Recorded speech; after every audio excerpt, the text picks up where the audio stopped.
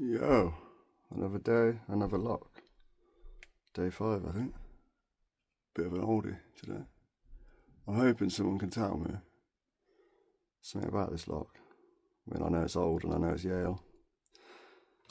It's got some big, old, square-looking pins in it as well. It's a weird old lock. You can see how big those pins are. It's like a four pin. It's normal. It's one of my first locks given to me.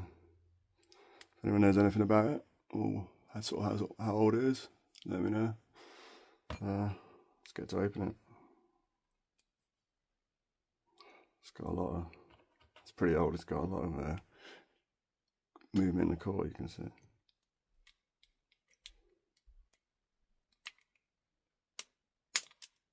Never puts up too much of a fight.